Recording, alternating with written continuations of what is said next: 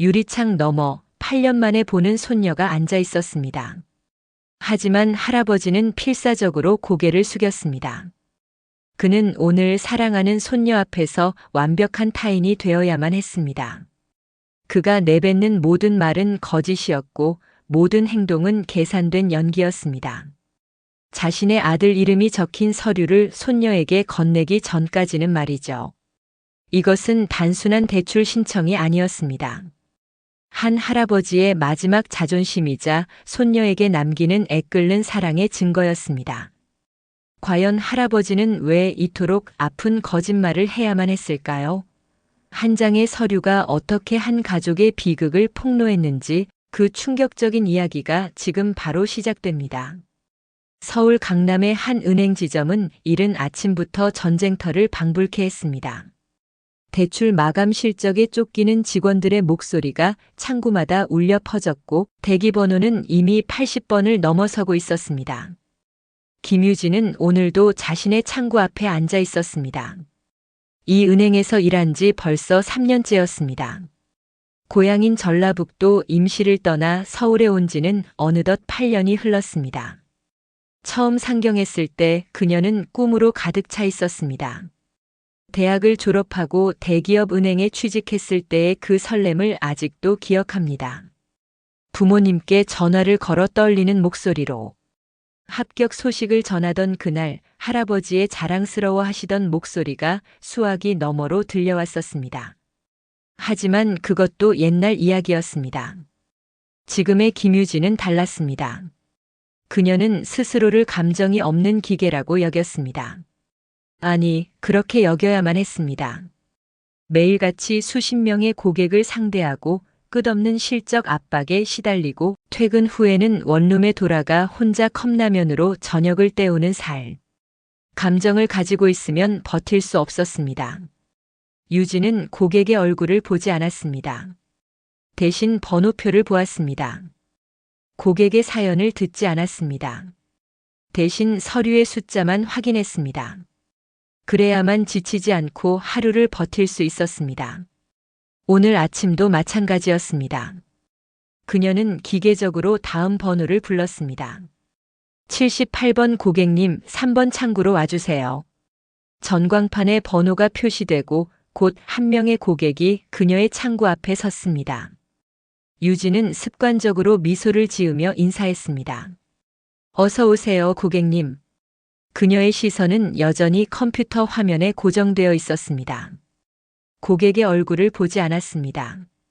볼 필요가 없었습니다. 어차피 오늘도 처리해야 할 수십 건의 업무 중 하나일 뿐이었으니까요.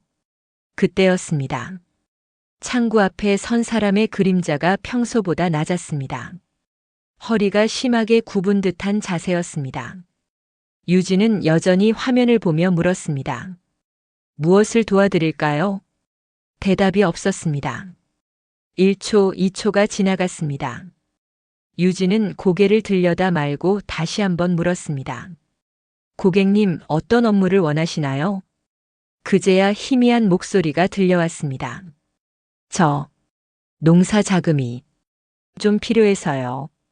그 목소리는 마스크 너머에서 희미하게 뭉개져 있었습니다. 유진은 무심하게 고개를 끄덕이며 대출 신청 서류를 꺼냈습니다. 시골에서 올라온 어르신인가 봅니다. 요즘엔 농사 짓는 분들도 이렇게 서울까지 와서 대출을 받는 경우가 종종 있었습니다. 신분증 먼저 보여주시겠어요? 노인은 떨리는 손으로 주민등록증을 꺼내 창구 위로 밀어 넣었습니다. 유진은 여전히 노인의 얼굴을 제대로 보지 않은 채 신분증만 집어들어 스캐너에 올렸습니다. 컴퓨터 화면에 정보가 떴습니다. 주소는 전라북도. 유진은 기계적으로 정보를 확인하며 다음 단계로 넘어갔습니다. 대출 금액은 얼마나 필요하신가요? 2천만 원 정도요. 목소리가 더 작아졌습니다. 유진은 금액을 입력하며 말했습니다. 농업 자금 대출이시면 소득 증빙과 영농 계획서가 필요한데요. 준비하셨나요? 그게. 노인이 더듬거리며 가방을 뒤적였습니다. 유진은 지쳐 보이는 표정으로 한숨을 참았습니다. 또 서류를 제대로 준비 안 하신 분이구나. 이러면 오늘 처리가 안 되는데. 하지만 그녀는 내색하지 않았습니다. 그저 기계적으로 친절하게 안내했습니다. 고객님, 서류가 미비하시면 오늘 바로 진행이 어려운데요. 일단 필요한 서류 목록을 알려드릴 테니. 아니, 있어요. 여기. 노인이 급하게 봉투를 꺼냈습니다. 그 안에는 각종 서류들이 구겨진 채로 들어 있었습니다. 유진은 서류를 하나씩 펼쳐 확인했습니다. 이상했습니다. 서류는 완벽했습니다. 소득증빙, 영농계획서, 담보 서류까지 필요한 모든 것이 빠짐없이 준비되어 있었습니다. 이렇게 완벽하게 준비해 오신 분이 왜 그렇게 더듬거렸을까요? 유진은 잠시 고개를 들어 노인을 바라보려 했습니다. 하지만 노인은 재빨리 고개를 더 깊이 숙였습니다. 모자가 얼굴을 완전히 가렸습니다. 이상하다는 생각이 들었지만 유진은 곧 그 생각을 떨쳐냈습니다. 그냥 낯을 많이 가리시는 분이겠지. 시골 어르신들은 의례 그러니까요. 그녀는 다시 서류로 시선을 돌렸습니다. 업무를 계속 진행해야 했습니다. 뒤에는 아직 수십 명의 고객이 대기하고 있었고 오늘 안에 처리해야 할 건수가 산더미처럼 쌓여 있었습니다. 서류는 다 준비되셨네요. 그럼 본인 확인 절차를 진행하겠습니다. 유진은 몇 가지 질문을 더 던졌고 노인은 짧게 대답했습니다. 그의 목소리는 계속 떨렸고 마스크 너머로 새어나오는 숨소리는 거칠었습니다. 유진은 그 모든 것을 무심히 흘려들었습니다. 그저 처리해야 할 한 건의 업무일 뿐이었습니다. 그녀는 몰랐습니다. 바로 눈앞에 유리창 하나를 사이에 두고 자신이 그토록 보고 싶어 하던 사람이 앉아 있다는 것을, 그리고 그 사람이 지금 온 힘을 다해 자신의 존재를 숨기고 있다는 것을 아직은 몰랐습니다. 곧 알게 될 그 진실을. 노인은 창구에 앉는 순간부터 온몸이 얼어붙었습니다. 심장이 터질 듯 뛰었습니다. 눈앞에 앉아 있는 저 젊은 여직원. 명찰에 적힌 이름 김유진. 바로 자신의 손녀였습니다. 8년 전 대학 입학을 위해 서울로 떠나던 그 아이. 버스 정류장에서 손을 흔들며 환하게 웃던 그 앳된 얼굴이 어제 일처럼 선했습니다. 그때 할아버지는 말했었습니다. 우리 유진이 서울 가서 크게 성공해라. 할아버지가 여기서 응원할게. 그리고 8년이 흘렀습니다. 저 아이는 이제 어엿한 어른이 되어 있었습니다. 단정하게 묶은 머리, 은행원 유니폼을 입은 모습이 너무나 의젓했습니다. 할아버지는 가슴이 벅차올랐습니다. 자랑스러웠습니다. 하지만 동시에 그의 심장은 공포로 얼어붙었습니다. 안 됩니다. 들키면 안 됩니다. 할아버지는 필사적으로 생각했습니다. 지금 이 순간 자신이 누구인지 들키는 순간 모든 것이 끝납니다. 저 착한 아이는 분명 모든 것을 내팽개치고 자신을 돌보려 할 것입니다. 그럴 수는 없었습니다. 할아버지는 재빨리 모자를 더 깊이 눌렀었습니다. 마스크가 헐거워질까봐 손으로 꾹 눌렀습니다. 목소리를 최대한 변조해야 했습니다. 손녀가 알아듣지 못하게. 저 농사 자금이 좀 필요해서요. 일부러 목소리를 쥐어짜냈습니다. 평소보다 훨씬 작고 떨리는 목소리였습니다. 자신의 목소리가 아닌 것처럼 만들어야 했습니다. 손녀가 서류를 요구했습니다. 할아버지는 떨리는 손으로 가방을 뒤적였습니다. 사실 서류는 이미 준비되어 있었습니다. 아들, 그러니까 유진의 아버지가 꼼꼼하게 챙겨준 것들이었습니다. 하지만 할아버지는 일부러 더듬거렸습니다. 서류를 못 찾는 척했습니다. 평범한 시골 노인처럼 보여야 했습니다. 은행 업무에 익숙하지 않은 그저 농사나 짓는 평범한 노인. 아, 그게. 할아버지는 가방 속을 이리저리 뒤적이는 척했습니다. 손녀의 한숨 소리가 들렸습니다. 가슴이 아팠습니다. 저 아이가 지쳐 있구나. 표정에서 피로가 역력했습니다. 얼마나 힘들게 살았을까요? 할아버지는 유리창 너머로 손녀의 얼굴을 슬쩍 훔쳐봤습니다. 그녀는 컴퓨터 화면만 바라보고 있었습니다. 눈가에 그늘이 깊게 드리워져 있었고 입가에는 지친 기색이 역력했습니다. 기억 속에 그 밝고 명랑했던 아이는 어디 갔을까요? 저렇게 지친 얼굴로 하루하루를 버티고 있었구나. 할아버지의 가슴이 미어졌습니다. 안아주고 싶었습니다. 그동안 고생 많았다고, 할아버지가 왔다고, 이제 괜찮다고 말해주고 싶었습니다. 하지만 그럴 수 없었습니다. 아니, 있어요. 여기. 할아버지는 급히 서류 봉투를 꺼냈습니다. 서류들이 구겨진 채로 들어 있었습니다. 일부러 그렇게 준비했습니다. 너무 깔끔하게 정돈되어 있으면 의심을 살 수도 있으니까요. 손녀가 서류를 펼쳐 확인하기 시작했습니다. 할아버지는 긴장한 나머지 주먹을 꽉 쥐었습니다. 거친 손등에 핏줄이 붉어졌습니다. 제발 들키지 말자. 제발. 그때였습니다. 손녀가 고개를 들려는 것이 보였습니다. 할아버지는 반사적으로 고개를 더 깊이 숙였습니다. 모자 챙이 시야를 완전히 가렸습니다. 바닥만 보였습니다. 손녀의 얼굴은 볼 수 없었습니다. 보고 싶었습니다. 너무나 보고 싶었습니다. 8년 만에 이렇게 가까이 있는데 제대로 얼굴 한번 보지 못하다니. 하지만 참아야 했습니다. 손녀의 목소리가 들려왔습니다. 서류는 다 준비되셨네요.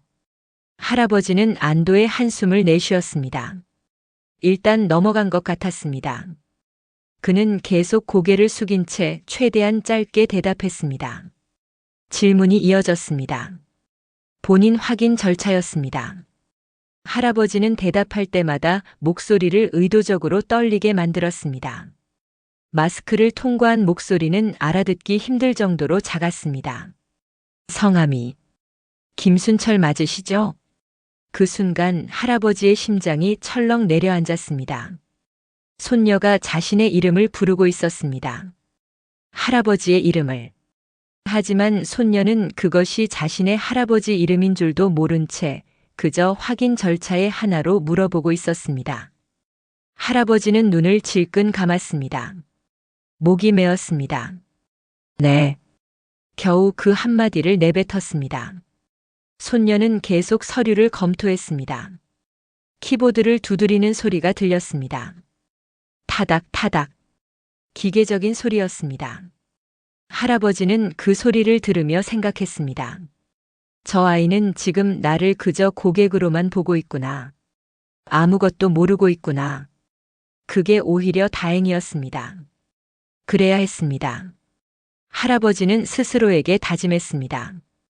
오늘 하루만 버티면 됩니다. 대출만 받아서 나가면 됩니다.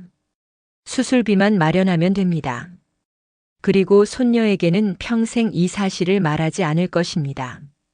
하지만 할아버지는 몰랐습니다. 운명이라는 것은 아무리 숨으려 해도 결국 드러나게 되어 있다는 것을, 그리고 그 순간이 곧 다가오고 있다는 것을. 손녀가 다음 서류를 꺼내 들었습니다. 보증인 관련 서류였습니다. 할아버지의 심장이 다시 한번 요동쳤습니다. 그 서류에는 자신의 아들, 그러니까 손녀의 아버지 이름이 적혀 있었습니다. 김영수. 그 이름이 곧 모든 것을 무너뜨릴 것이라는 사실을 할아버지는 아직 알지 못했습니다. 손녀의 손가락이 키보드 위에서 움직이기 시작했습니다. 보증인 정보를 입력하는 중이었습니다. 할아버지는 그저 숨을 죽이고 고개를 숙인 채 기다릴 뿐이었습니다. 이 순간이 영원히 끝나지 않기를 바라면서. 하지만 모든 순간은 반드시 끝이 납니다. 그리고 그 끝은 상상했던 것보다 훨씬 더 가혹한 방식으로 다가오는 법입니다. 김유진은 서류를 한 장씩 넘기며 확인했습니다. 신청인 정보, 대출 금액, 상환 계획. 모든 것이 문제 없었습니다. 평범한 농업 자금 대출 건이었습니다. 오늘만 해도 벌써 10건도 넘게 처리한 것과 똑같은 케이스였습니다. 그녀는 기계적으로 주소란을 확인했습니다. 주소가 전북 임실이시네요. 그 말이 입 밖으로 나오는 순간이었습니다. 무언가가 가슴 한구석을 스쳤습니다. 아주 희미하게, 마치 오래전 잊고 있던 노래가 어디선가 들려오는 것 같은 느낌이었습니다. 임실. 그 단어를 소리내어 말하는 것이 얼마만인가요? 유진은 잠시 손을 멈췄습니다. 1초도 채 안 되는 짧은 순간이었지만 그녀의 머릿속에 무언가가 스쳐 지나갔습니다. 어린 시절, 여름방학, 할아버지 댁 마당에서 놀던 기억, 밭에서 막 따온 수박을 우물물에 담가 식히던 그 시원함, 저녁이면 평상에 누워 별을 세던 시간들. 하지만 그 기억은 금방 사라졌습니다. 유진은 고개를 저었습니다. 피곤해서 그런가 봅니다. 그녀는 스스로를 타일렀습니다. 요즘 너무 지쳤습니다. 월말 실적에 시달리고 밤늦게까지 잔업하고 제대로 쉬지도 못한 지 며칠째였습니다. 그러니 이런 감상에 젖는 것입니다. 임실이라는 지명이 뭐가 특별한가요? 그냥 전라북도의 한 지역일 뿐입니다. 유진은 다시 서류로 시선을 돌렸습니다. 그런데 이상했습니다. 창구 너머에 노인이 움찔하는 것이 보였습니다. 그녀가 임실이라는 단어를 말하는 순간 노인의 어깨가 미세하게 떨렸습니다. 마치 찔린 사람처럼. 유진은 무심코 고개를 들어 노인을 바라봤습니다. 하지만 노인은 더욱 깊게 고개를 숙였습니다. 모자챙 아래로는 아무것도 보이지 않았습니다. 왜 저러시는 걸까요? 의문이 들었지만 유진은 곧 그 생각을 떨쳐냈습니다. 어르신들은 을의 낯을 가립니다. 특히 은행 같은 곳에서는 더욱 그렇습니다. 별일 아니겠지요. 그녀는 다시 업무를 진행했습니다. 대출 심사는 2, 3일 정도 소요됩니다. 연락처 남겨주시면. 말을 하던 유진의 시선이 다시 한번 서류 위에 멈췄습니다. 신청인 성명 김순철. 그 이름을 보는 순간 또다시 무언가가 스쳤습니다. 어디선가 들어본 것 같은 이름. 아니, 들어본 정도가 아니라 매우 익숙한 이름이었습니다. 김순철. 유진은 눈살을 찌푸렸습니다. 왜 이 이름이 이렇게 익숙하게 느껴질까요? 어디서 들었더라? 하지만 아무리 생각해도 떠오르지 않았습니다. 그냥 흔한 이름이니까 그런가 봅니다. 김씨 성의 순철이라는 이름, 그 세대에서는 흔한 장명이었으니까요. 유진은 다시 고개를 저었습니다. 그때였습니다. 노인이 기침을 했습니다. 마스크 너머로 들려오는 거친 기침 소리. 캑캑. 목이 많이 안 좋아 보였습니다. 그 기침 소리를 듣는 순간 유진의 손이 또 한 번 멈췄습니다. 이상했습니다. 그 기침 소리가 너무나 익숙했습니다. 어디서 들어본 기침 소리였습니다. 언제였더라? 누구였더라? 기억이 가물가물했지만 분명 어디선가 들었던 소리였습니다. 유진은 천천히 고개를 들어 노인을 바라봤습니다. 모자를 깊게 눌러쓰고 마스크로 얼굴을 가린 노인. 몸은 야위었고 허리는 굽어 있었습니다. 손은 거칠고 굳은 살이 가득했습니다. 농사를 짓는 사람의 손. 그 손을 보는 순간 유진의 가슴 깊은 곳에서 무언가가 꿈틀거렸습니다. 어릴 적 누군가 그런 손으로 자신의 머리를 쓰다듬어 주었던 기억. 거칠지만 따뜻했던 그 손. 여름이면 수박을 썰어주고 겨울이면 군고구마를 까서 입에 넣어주던 그 손. 할아버지의 손. 유진은 깜짝 놀라 고개를 저었습니다. 뭐 하는 거지, 나? 그녀는 자신에게 화가 났습니다. 왜 이렇게 감상에 젖어 있는 걸까요? 임실이라는 지명 하나, 흔한 이름 하나, 기침 소리 하나에 이렇게 흔들리다니. 그냥 피곤한 것입니다. 오늘 저녁에 푹 자야겠습니다. 유진은 애써 떠오르는 감정들을 억눌렀습니다. 그리고 다시 업무에 집중했습니다. 연락처 적어주시겠어요? 노인이 떨리는 손으로 펜을 들었습니다. 그리고 천천히, 매우 천천히 번호를 적기 시작했습니다.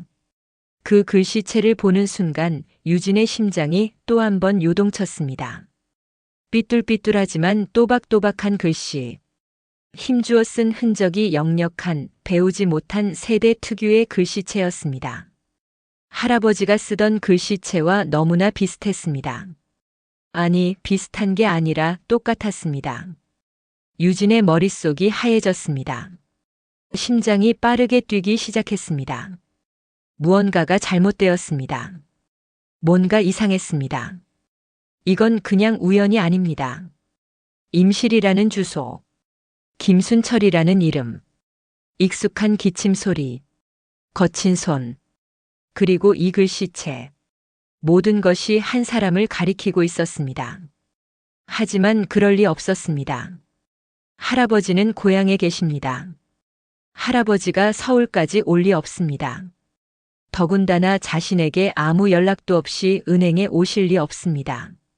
아닙니다. 이건 그냥 우연입니다. 유진은 스스로를 진정시켰습니다.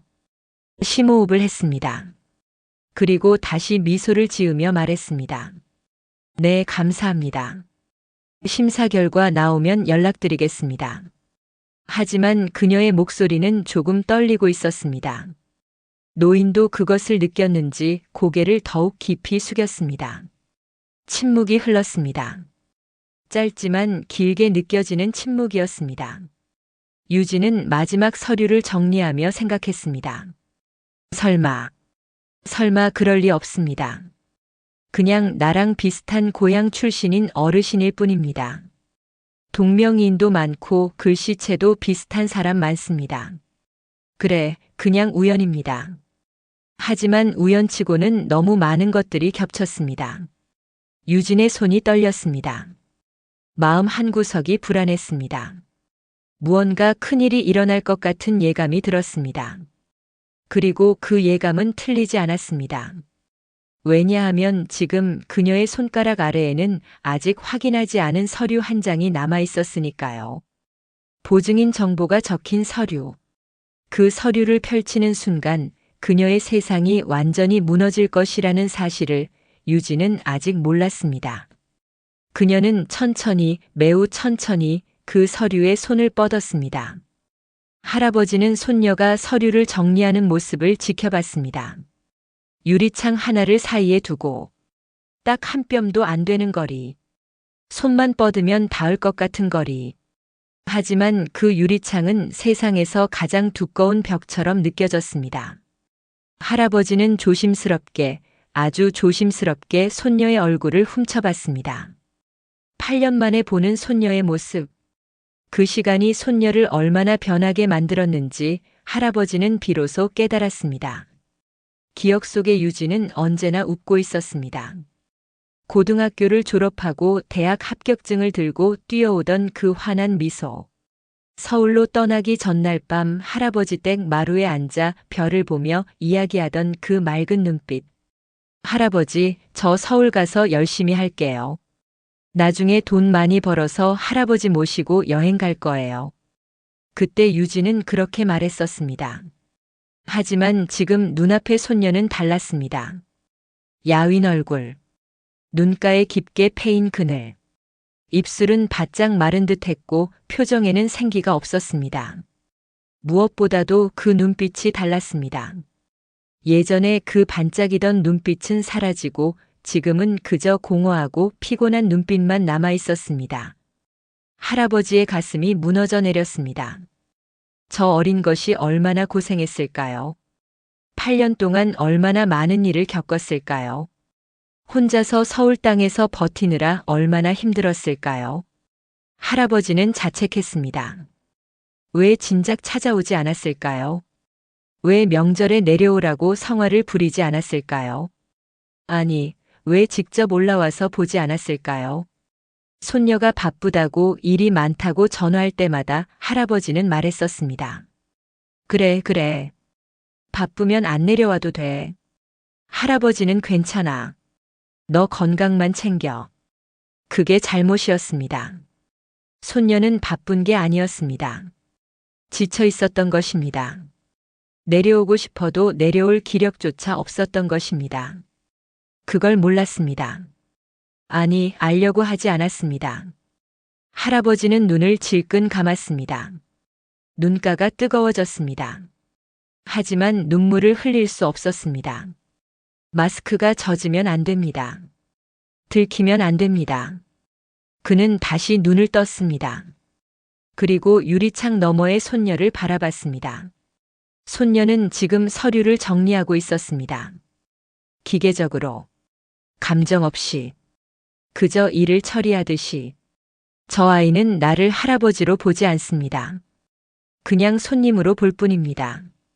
그게 할아버지가 원했던 것이었습니다. 그래야 했습니다.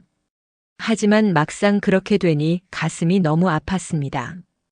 평생을 함께 살았던 손녀가 바로 코앞에 있으면서도 자신을 알아보지 못하다니. 아니, 알아보지 못하는 게 아닙니다. 할아버지가 필사적으로 숨기고 있는 것입니다. 이 순간이 끝나면 다시는 손녀를 볼 수 없을지도 모릅니다. 할아버지는 그 사실을 알고 있었습니다. 자신의 병은 심각했습니다. 수술을 받는다 해도 성공할 확률은 반반이었습니다. 의사는 나이를 고려하면 더 낫다고 했습니다. 이번이 마지막 일지도 모릅니다. 마지막으로 손녀를 보는 순간 할아버지는 손녀의 모습을 눈에 담으려 애썼습니다. 모든 것을 기억하려고 했습니다. 머리 묶은 모양, 유니폼의 주름, 손가락이 키보드를 두드리는 모습, 입술을 살짝 깨무는 습관. 모든 것을. 하지만 가장 보고 싶은 것은 볼 수 없었습니다. 손녀의 웃는 얼굴. 유진은 웃지 않았습니다. 아니, 웃을 줄을 잊어버린 것 같았습니다. 입가에 그어진 기계적인 미소는 진짜 미소가 아니었습니다. 언제부터 저렇게 된 걸까요? 할아버지는 자신의 무릎을 꽉 쥐었습니다. 이 자리에서 일어나 소리치고 싶었습니다. 유진아, 할아버지야, 할아버지 왔다. 그리고 손녀를 꽉 안아주고 싶었습니다. 그동안 고생 많았다고, 이제 괜찮다고, 할아버지가 여기 있다고 말해주고 싶었습니다. 하지만 그럴 수 없었습니다. 그 순간 손녀의 시선이 움직였습니다. 서류를 넘기다가 잠시 멈칫했습니다. 뭔가를 발견한 듯 했습니다. 할아버지는 긴장했습니다. 무엇을 본 걸까요? 혹시 이상한 걸 눈치챈 걸까요? 손녀의 눈빛이 흔들렸습니다. 서류를 보는 그녀의 눈동자가 미세하게 떨렸습니다. 뭔가 이상하다는 걸 느낀 것 같았습니다. 할아버지의 심장이 쿵쾅거렸습니다. 들켰나요? 들킨 걸까요? 하지만 곧 손녀는 고개를 저었습니다. 그리고 다시 평소의 무표정한 얼굴로 돌아왔습니다. 할아버지는 안도의 한숨을 내쉬었습니다. 아직은 괜찮았습니다. 아직은 들키지 않았습니다.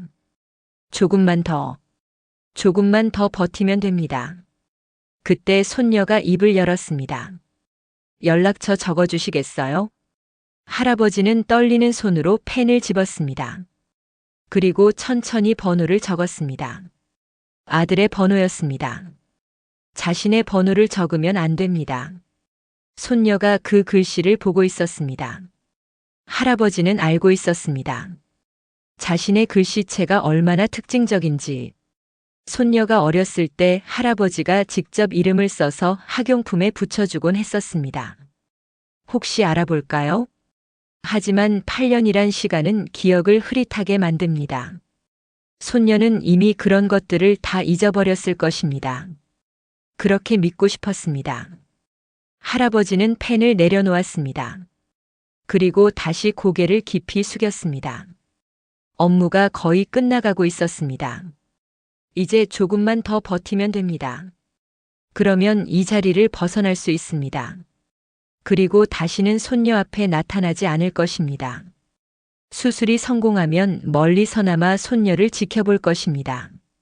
수술이 실패하면 그냥 그렇게 떠날 것입니다. 어느 쪽이든 손녀에게 짐이 되지는 않을 것입니다. 할아버지는 그렇게 다짐했습니다. 하지만 운명은 그의 다짐을 비웃기라도 하듯 이미 다음 장면을 준비하고 있었습니다. 손녀의 손이 마지막 서류로 향하고 있었습니다. 보증인 정보가 적힌 그 서류로 할아버지는 그것을 보았습니다. 그리고 심장이 멎는 것을 느꼈습니다. 아, 저 서류. 저 서류에는 아들의 이름이 적혀 있습니다. 김영수. 손녀의 아버지. 유진이라면 당연히 아는 이름입니다. 할아버지는 순간 모든 것을 깨달았습니다. 들킬 것입니다. 이제 곧 모든 것이 드러날 것입니다. 할아버지는 손녀를 바라봤습니다. 마지막으로 한 번 더.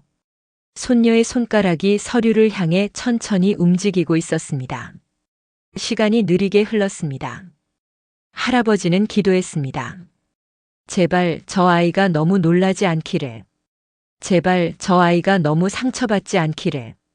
그리고 손녀의 손가락이 그 서류에 닿았습니다. 모든 것이 순조로웠습니다. 대출 서류는 완벽했고 절차는 막바지에 이르렀습니다. 유진은 마지막으로 보증인 정보를 확인하고 최종 승인 버튼을 누르려 했습니다. 평범한 업무였습니다. 오늘만 해도 수십 번 반복한 절차였습니다. 서류를 확인하고 정보를 입력하고 승인 버튼을 누르고 다음 고객을 부르는 것. 유진은 무심하게 마우스를 움직였습니다. 보증인 정보 확인 버튼을 클릭했습니다. 화면이 전환되었습니다. 그리고 그 순간 유진의 손가락이 키보드 위에서 돌처럼 굳었습니다. 모니터에 떠오른 글자들. 보증인 김영수. 그 이름을 본 순간 유진의 심장이 멈췄습니다. 아니, 정확히는 심장이 터질 듯 빠르게 뛰기 시작했습니다. 귀에서 윙윙거리는 소리가 들렸습니다. 시야가 흐려졌습니다. 김영수. 세상에 흔한 이름입니다. 김시성의 영수라는 이름. 그 세대에는 정말 많은 이름입니다. 하지만 이 이름은 유진에게 그저 흔한 이름이 아니었습니다. 자신의 아버지 이름이었습니다. 유진은 숨을 들이마셨습니다. 아니, 들이마시려고 했지만 제대로 되지 않았습니다. 가슴이 답답했습니다. 동명이인입니다. 그래, 분명 동명이인입니다. 그녀는 스스로에게 말했습니다. 진정하라고. 이건 그냥 우연이라고. 하지만 그녀의 손은 떨리고 있었습니다. 유진은 천천히, 매우 천천히 화면을 스크롤했습니다. 보증인 상세 정보가 나타났습니다. 주소 전북 임실군. 그 순간 유진의 세상이 기울었습니다. 임실. 또 임실입니다. 신청인도 임실. 보증인도 임실. 그리고 보증인 이름은 김영수. 우연이라고 하기에는 너무 많은 것들이 겹쳤습니다. 유진의 머릿속이 하얗게 비었습니다. 생각이 정리되지 않았습니다. 심장은 미친 듯이 뛰었고 손은 덜덜 떨렸습니다. 아니야. 아니야. 그럴 리 없어. 그녀는 미친 듯이 부정했습니다. 아버지가 보증을 섰다고. 그럼 신청인은 누구지? 김순철? 그 이름은 누구지? 유진은 다시 마우스를 움직였습니다. 손가락이 제대로 움직이지 않았습니다. 마우스가 화면을 벗어났다가 다시 돌아왔습니다. 그녀는 신청인 정보 화면으로 돌아갔습니다. 다시 한번 확인해야 합니다. 화면이 전환되었습니다. 유진의 눈이 그 정보들을 하나하나 훑었습니다. 김순철, 임실, 그리고 그 생년월일. 그 순간 퍼즐의 모든 조각이 맞춰졌습니다. 유진의 입에서 신음 같은 소리가 새어나왔습니다. 아, 그 이름은, 그 주소는, 그 생년월일은 모두 한 사람을 가리키고 있었습니다. 할아버지였습니다. 자신의 친할아버지, 김순철, 전북 임실에 사시는, 그리고 자신의 아버지 김영수가 보증을 선 모든 것이 일치했습니다. 유진은 의자에 그대로 굳었습니다. 움직일 수 없었습니다.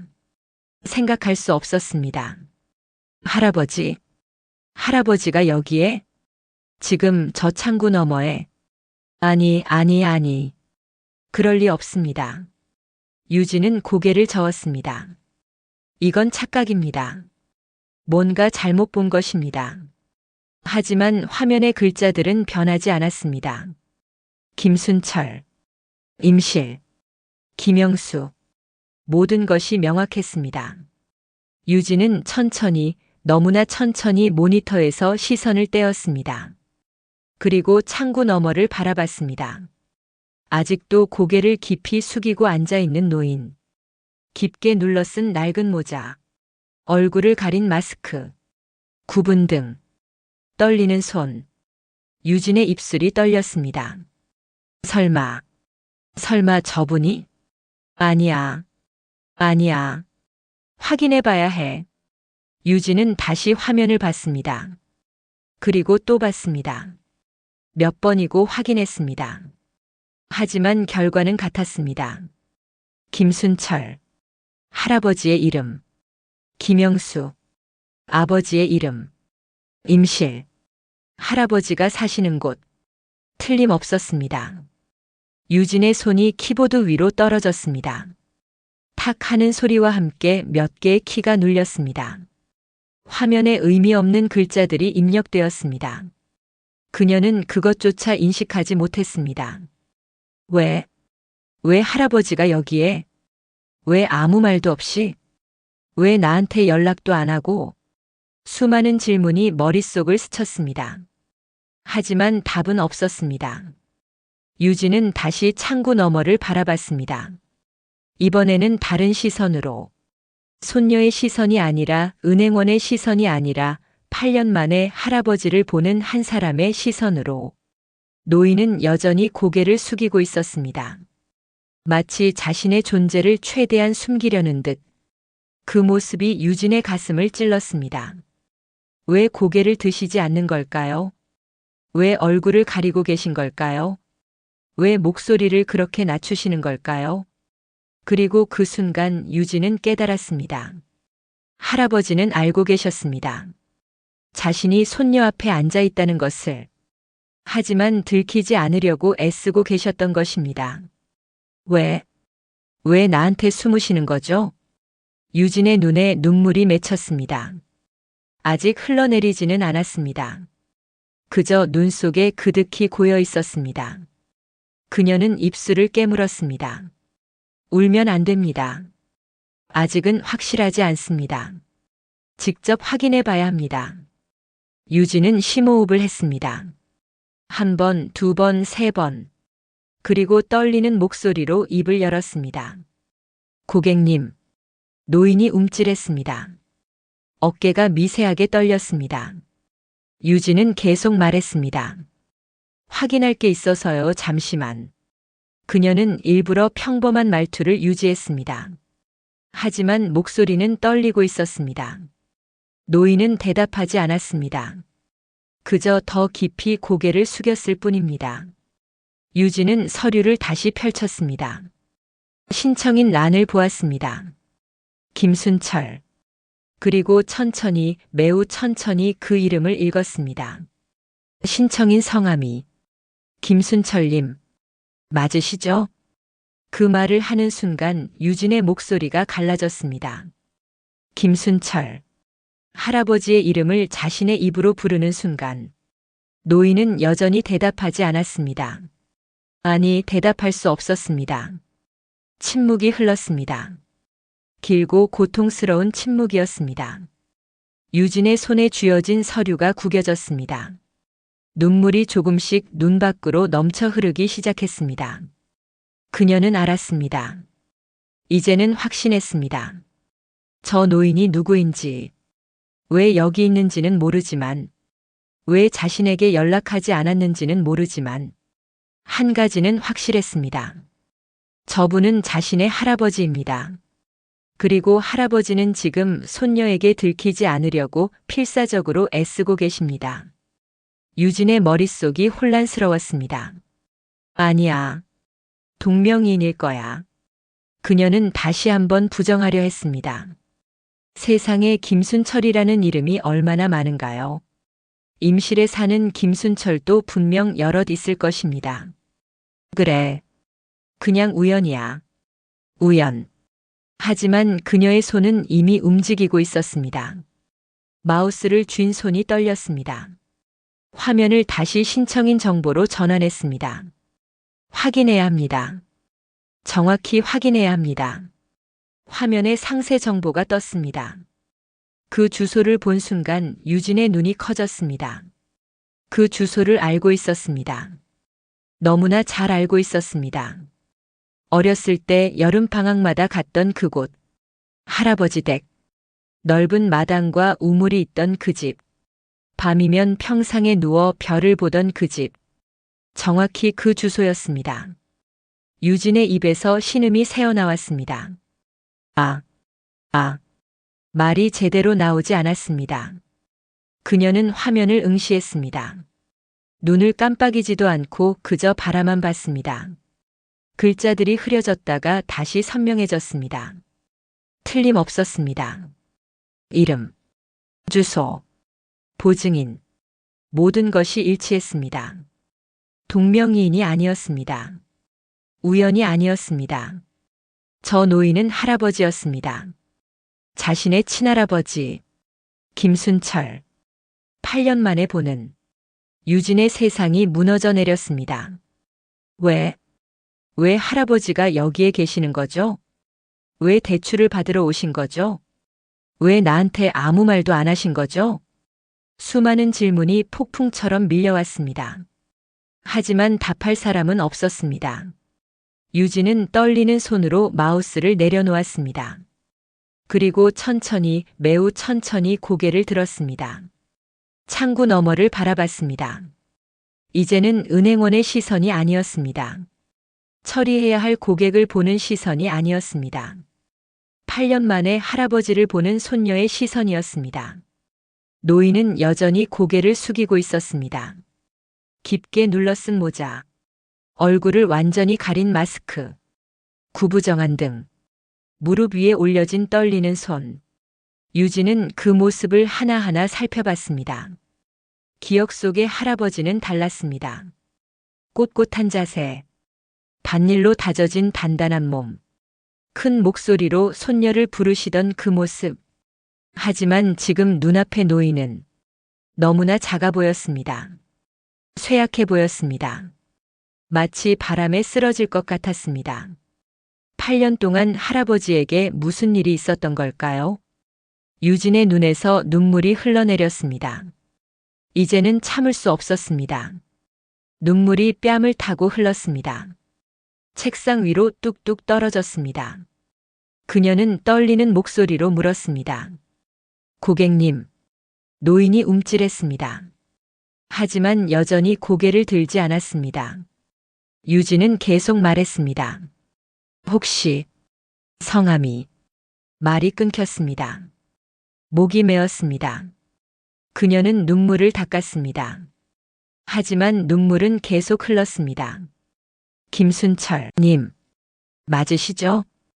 그 이름을 말하는 순간 유진의 목소리가 완전히 갈라졌습니다. 노인은 대답하지 않았습니다. 그저 어깨가 작게 떨렸습니다. 침묵이 흘렀습니다. 유진은 서류를 내려다봤습니다. 눈물이 서류 위로 떨어졌습니다. 글자들이 번졌습니다. 보증인 김영수. 아버지였습니다. 아버지가 할아버지의 보증을 섰습니다. 그렇다면 아버지는 알고 계셨던 걸까요? 할아버지가 서울로 자신이 일하는 은행으로 오신다는 것을? 아니, 아버지도 모르셨을 것입니다. 할아버지가 일부러 숨기셨을 것입니다. 왜 그렇게까지 하신 걸까요? 유진은 다시 고개를 들었습니다. 그리고 처음으로 제대로 할아버지를 바라봤습니다. 마스크 위로 보이는 눈가의 주름. 웃을 때마다 다정하게 잡히던 그 주름. 모자 아래로 보이는 희끗희끗한 머리카락. 예전보다 훨씬 더 하얗게 센. 무릎 위에 올려진 손. 반일로 거칠어졌던 그 손. 여름이면 수박을 썰어주고 겨울이면 군고구마를 까서 입에 넣어주던 그 손. 모든 것이 할아버지였습니다. 하지만 동시에 모든 것이 낯설었습니다. 기억 속에 그 건강하고 씩씩했던 모습은 온데간데 없었습니다. 지금 눈앞에는 병들고 쇠약해진 한없이 작아진 노인만이 앉아 있었습니다. 유진의 가슴이 무너져 내렸습니다. 할아버지. 그 말이 저절로 나왔습니다. 작은 목소리였습니다.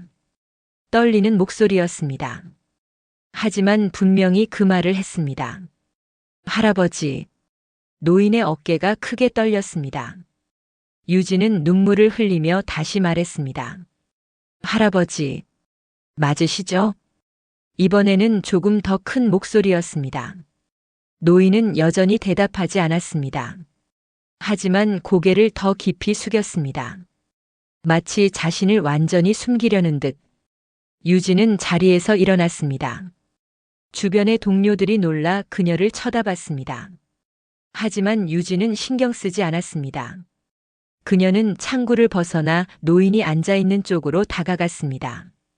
몇 걸음 걸었을 뿐인데 영원처럼 느껴졌습니다. 그리고 마침내 노인 바로 앞에 섰습니다. 유리창이 없었습니다. 아무것도 가로막지 않았습니다. 유진은 무릎을 굽혔습니다. 노인과 눈높이를 맞췄습니다. 그리고 떨리는 손을 뻗어 노인의 손을 잡았습니다. 거칠고 주름진 손. 차갑게 식어있는 손. 하지만 분명히 아는 손이었습니다. 할아버지. 유진은 울먹이며 말했습니다. 할아버지 맞으시죠? 저예요. 유진이에요. 그 순간 노인이 천천히 고개를 들었습니다. 모자챙 아래로 드러난 얼굴.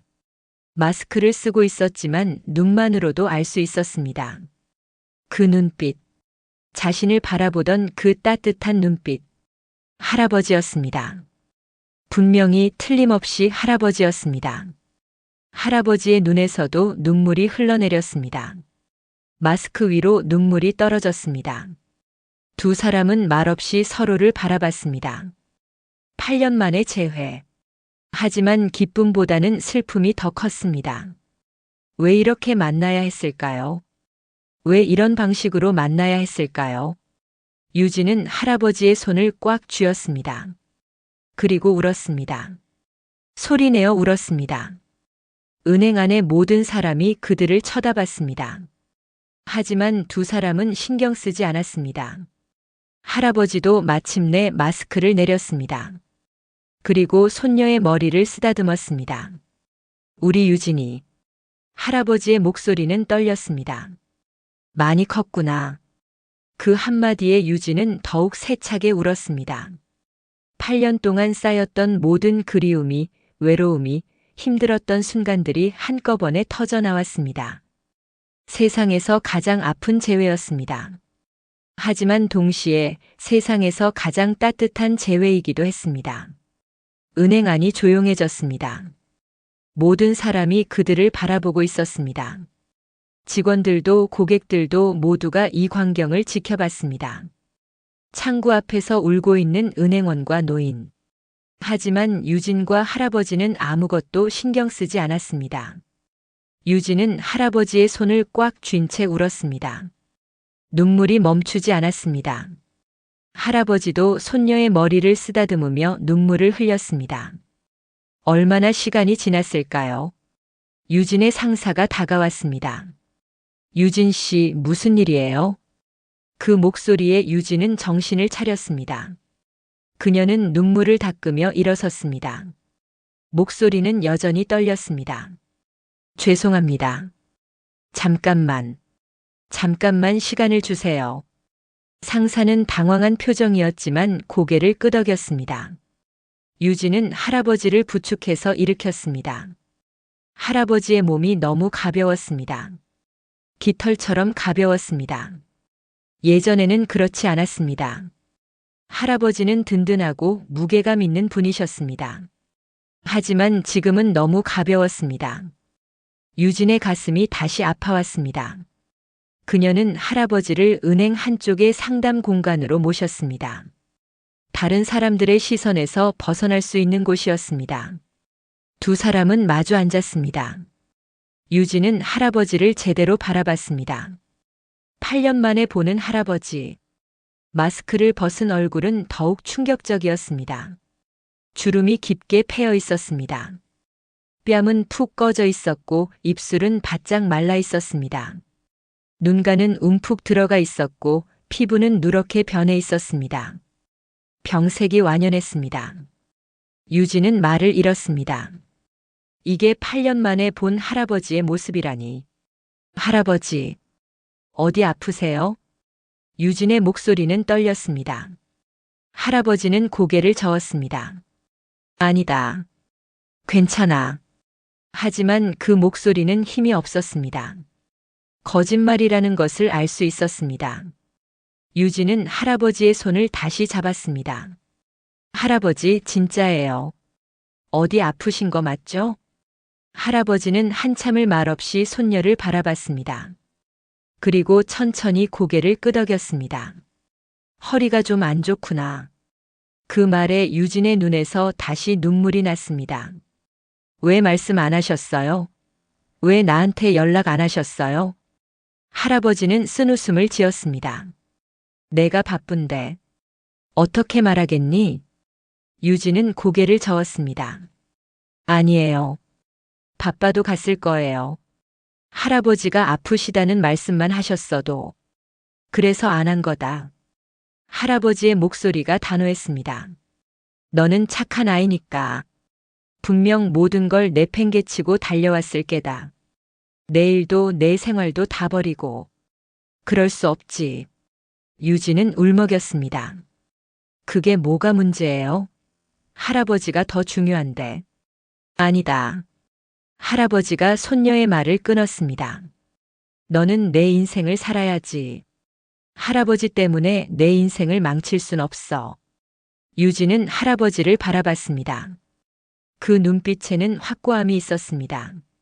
손녀를 위한 확고한 사랑이 있었습니다. 유진은 그제야 이해했습니다. 왜 할아버지가 자신에게 숨으려 했는지, 왜 연락하지 않으셨는지, 왜 혼자서 서울까지 오셨는지, 모두 자신을 위해서였습니다. 손녀에게 짐이 되지 않기 위해서였습니다. 할아버지. 유진은 할아버지의 손을 꽉 쥐었습니다. 그렇게 하시면 안 돼요. 저는 할아버지 손녀예요. 할아버지가 아프시면 제가 돌봐드려야죠. 할아버지는 고개를 저었습니다. 아니다. 너는 내 일을 해야 해. 이 좋은 은행에서 일하고 내 미래를 만들어 가야지. 하지만, 유진아. 할아버지의 목소리가 부드러워졌습니다. 할아버지는 내가 행복하길 바란다. 내가 잘 사는 게 할아버지 소원이야. 그러니까 할아버지 걱정은 하지 마라. 유진은 고개를 저었습니다. 안 돼요. 그럴 수 없어요. 그녀는 떨리는 목소리로 물었습니다. 할아버지, 그럼 오늘은 왜 오신 거예요? 대출은 왜 받으시려는 거예요? 할아버지는 잠시 망설였습니다. 그리고 조용히 말했습니다. 수술비가 필요해서. 그 말에 유진의 심장이 멎었습니다. 수술. 할아버지는 고개를 끄덕였습니다. 허리 디스크가 심해져서. 신경을 눌러서 다리도 잘 안 움직여. 수술을 해야 한대. 유진의 손이 떨렸습니다. 그럼 돈이 얼마나 필요하신데요? 2천만 원 정도. 유진은 숨이 막혔습니다. 2천만 원. 그 돈을 마련하기 위해 할아버지는 대출을 받으러 오셨습니다. 그것도 손녀가 일하는 은행에. 아무것도 모르고. 유진은 자신이 너무 한심했습니다. 할아버지가 이렇게 아프신데 수술이 필요하신데 자신은 아무것도 몰랐습니다. 명절에도 안 내려갔습니다. 전화도 제대로 안 했습니다. 바쁘다는 핑계로 지친다는 핑계로 가족을 외면했습니다. 그 사이 할아버지는 혼자 병을 앓고 계셨습니다. 할아버지 죄송해요. 제가 제가 너무 못난 손녀였어요. 유진은 할아버지 앞에 고개를 숙였습니다. 제가 좀 더 신경 썼어야 하는데, 제가 먼저 찾아뵀어야 하는데, 할아버지가 손녀의 머리를 쓰다듬었습니다. 아니다. 내 잘못이 아니야. 할아버지가 말 안 한 거지. 아니에요. 제가 물어봤어야죠. 제가 더 자주 전화했어야죠. 유진은 눈물을 흘리며 말했습니다. 이제부터는 제가 할아버지 모실게요. 수술비는 제가 낼게요. 대출 같은 거 받으실 필요 없어요. 하지만 할아버지는 고개를 저었습니다. 안 돼. 너한테 그런 짐을 지울 순 없어. 짐이 아니에요. 유진의 목소리가 커졌습니다. 할아버지는 제 가족이에요. 제가 당연히 해야 할 일이에요. 할아버지는 손녀를 바라봤습니다. 그 눈빛에는 고마움과 미안함이 섞여 있었습니다. 유진아, 고맙다. 정말 고마워. 그런데 할아버지는 잠시 말을 멈췄습니다. 그리고 조용히 말했습니다. 사실은 한 가지 더 이유가 있어. 유진은 할아버지를 바라봤습니다. 무슨 이유죠? 할아버지는 천천히 입을 열었습니다. 너를 보고 싶었어. 그 말에 유진의 눈에서 눈물이 주르륵 흘렀습니다. 8년이야. 8년 동안 못 봤어. 전화로만 목소리 듣고 명절에도 안 내려온다고 하고. 할아버지는 너무 보고 싶었단다. 할아버지의 목소리가 떨렸습니다. 그래서 핑계를 만든 거야. 대출 받으러 서울 간다고. 그러면 너를 볼 수 있을 것 같았어. 설마 내가 일하는 은행일 줄은 몰랐지만. 유진은 울면서 할아버지를 안았습니다. 할아버지, 정말 죄송해요. 할아버지도 손녀를 꽉 안았습니다. 미안하긴. 할아버지가 더 미안하지. 이런 모습으로 나타나서. 두 사람은 한참을 그렇게 안고 있었습니다. 8년 동안 쌓인 그리움을, 말하지 못한 사랑을 모두 그 포옹에 담았습니다. 은행 안의 사람들은 조용히 그들을 지켜봤습니다. 누구도 방해하지 않았습니다. 그저 따뜻한 시선으로 바라볼 뿐이었습니다. 세상에서 가장 슬프지만 동시에 가장 아름다운 재회였습니다. 한참을 그렇게 있었습니다. 유진은 할아버지를 안고 울었고 할아버지는 손녀를 쓰다듬으며 함께 눈물을 흘렸습니다. 시간이 얼마나 지났는지 알 수 없었습니다. 유진은 천천히 할아버지에게서 떨어졌습니다. 눈물로 범벅이 된 얼굴을 손으로 닦았습니다. 할아버지, 오늘 저랑 같이 가세요. 유진이 말했습니다. 제가 모시고 집에 갈게요. 그리고 내일 병원 가요. 제대로 검사 받으시고 수술 날짜 잡아요. 할아버지는 고개를 저었습니다. 아니다. 할아버지는 오늘 기차 타고 내려가야 해. 안 돼요. 유진의 목소리가 커졌습니다. 할아버지 몸 상태가 어떤데 혼자 기차를 타요? 안 돼요. 절대 안 돼요. 할아버지는 손녀를 바라봤습니다. 유진아, 너는 일해야지. 일은 나중에 할 수 있어요. 지금은 할아버지가 먼저예요. 유진은 단호하게 말했습니다. 전 오늘 휴가 낼 거예요. 그리고 할아버지 모시고 집에 갈 거예요. 할아버지는 말없이 손녀를 바라봤습니다. 그 눈빛에는 거부할 수 없는 무언가가 있었습니다. 할아버지는 결국 고개를 끄덕였습니다. 알았다. 그렇게 하자.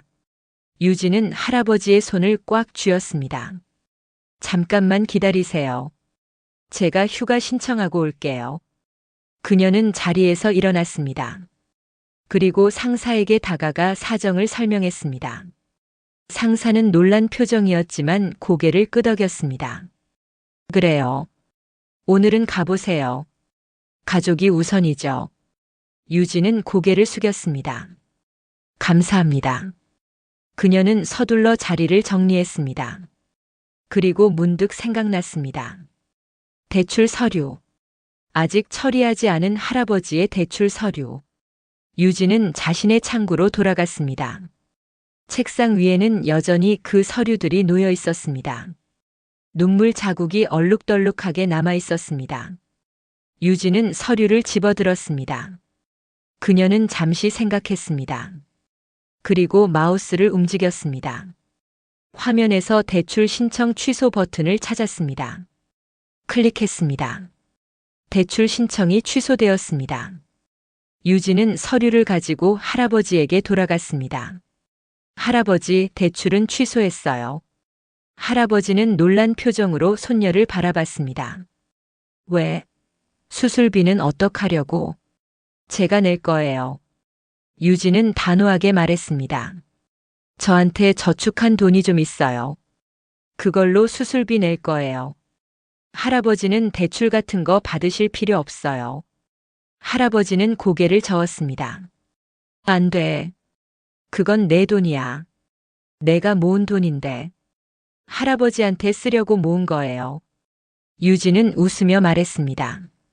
눈물 범벅인 얼굴로 웃는 모습이 우스꽝스러웠지만 그 미소는 진심이었습니다. 저 서울 올라올 때 할아버지가 말씀하셨잖아요. 나중에 돈 벌면 할아버지 모시고 여행 가자고. 그래서 저 열심히 모았어요. 할아버지랑 쓰려고요. 할아버지의 눈에서 다시 눈물이 흘렀습니다. 유진아, 이제 그 돈 쓸 때가 된 거예요. 할아버지 수술비로요. 유진은 할아버지의 손을 잡았습니다. 그리고 수술 끝나고 나으시면 정말로 여행 가요. 할아버지가 가고 싶은 곳 어디든지 모시고 갈게요. 할아버지는 손녀를 꽉 안았습니다. 고맙다. 정말 고마워, 우리 유진이. 유진도 할아버지를 안았습니다. 그리고 깨달았습니다. 자신이 8년 동안 무엇을 놓치고 살았는지, 바쁘다는 핑계로, 지친다는 핑계로 가장 소중한 것을 외면하고 살았습니다. 가족. 언제나 그 자리에 있어줄 것 같았던 사람들.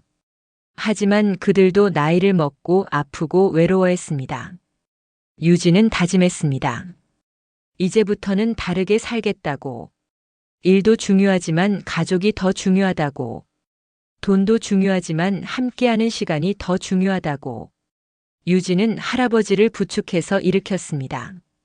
할아버지 가요. 집에 가요. 할아버지는 고개를 끄덕였습니다. 두 사람은 은행을 나섰습니다. 유진은 돌아보지 않았습니다. 지금은 오직 할아버지만 생각하고 싶었습니다. 은행 밖으로 나오니 햇살이 따뜻했습니다. 유진은 할아버지의 팔을 꽉 잡았습니다. 할아버지, 천천히 가요. 그래, 천천히 가자. 두 사람은 천천히 걸었습니다. 유진은 걸으면서 생각했습니다. 오늘 아침만 해도 자신은 기계였습니다.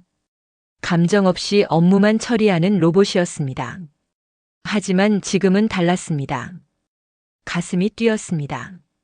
눈물이 났습니다. 웃음이 났습니다. 살아있음을 느꼈습니다.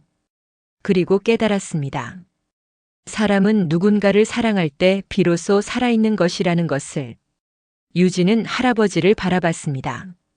할아버지도 손녀를 바라보며 미소 짓고 있었습니다. 8년 만에 보는 할아버지의 진짜 미소였습니다. 할아버지 사랑해요. 유진은 조용히 말했습니다. 할아버지는 손녀의 머리를 쓰다듬었습니다. 할아버지도 사랑한다, 우리 유진이. 그 말이 온 세상을 따뜻하게 만들었습니다. 이 이야기는 우리에게 묻습니다. 지금 이 순간 당신 곁에 소중한 사람들을 제대로 보고 있습니까? 바쁘다는 핑계로, 피곤하다는 핑계로 그들을 외면하고 있지는 않습니까? 가족은 언제나 그 자리에 있어줄 것 같지만 사실은 그렇지 않습니다. 시간은 흐르고 사람은 늙고 때로는 아픕니다. 그리고 어느 날 문득 너무 늦어버릴 수도 있습니다. 오늘 집에 가거든 가족에게 전화하거든 한마디 해보세요. 사랑해요. 보고 싶어요. 고마워요. 그 한마디가 누군가에게는 세상 전부일 수 있습니다. 김유진과 할아버지처럼 은행 창구에서 재회하는 기적을 기다리지 마세요. 지금 바로 당신의 사랑을 표현하세요. 그것이 바로 후회하지 않는 삶을 사는 방법입니다. 가장 가까운 사람에게 가장 큰 사랑을 오늘 지금 바로